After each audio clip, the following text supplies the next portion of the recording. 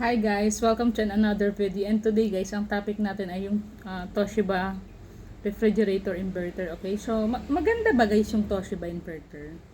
So from time to time, there are people who are watching my uploaded video. The time that we bought the refrigerator into the Benson. Okay, so you have to follow the instruction of the agent on what to do with your um, refrigerator para gumana siya. Kasi marami nagko-comment to na, hala, hindi gumagana yung ano namin, ganito, ganyan. So, be patient lang muna, okay? Calm down, chill lang, be patient. Okay? So, antayin nyo lang. Pero pag ilang araw na talaga na hindi pa, it's time for you to talk to the store. Kung sino man yung in charge sa store, okay? So, ayan. So, gusto nyo makita kung ano yung ano ko. Papakita ka sa inyo. So, ito pala guys. 2 years na to sa amin. Ito siya. Ayan. Ganyan o. May mga laman-laman yan o. Kasi nagpaplano ako gumawa ng macaroni salad eh. So, nag-ano ako ng chicken breast. So, I have here tulingan to. Kakabili ko lang nito kahapon. I'm just the one who made this. Okay. Hot dogs. Mag-spaghetti tayo soon. And then, gulay na laing. Fishball. Bicol Express. Okay.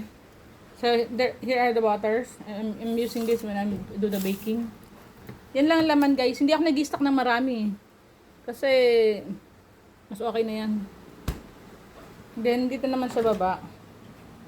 Ito. Lagayan ng eggs. Kasi baka mukha sa inyo, diba? So, have here.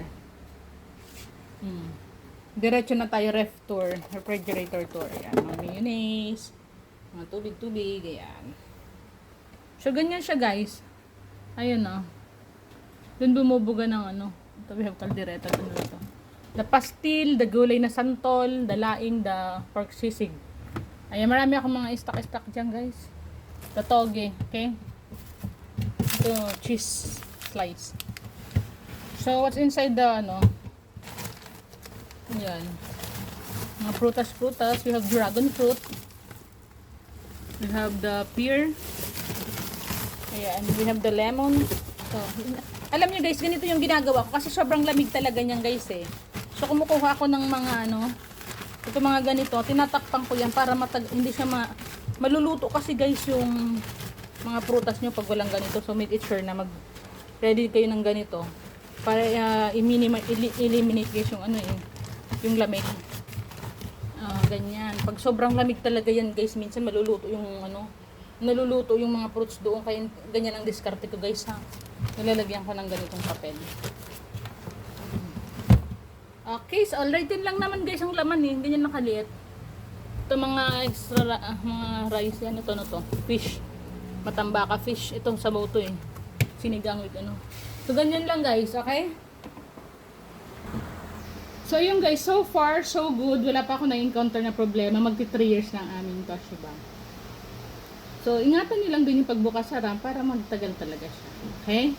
So, I hope you learned something from this video, especially the one that I shared to you, diba, na lagyan nyo ng papel para hindi masyadong sobrang lamig kasi yan guys, minsan guys eh.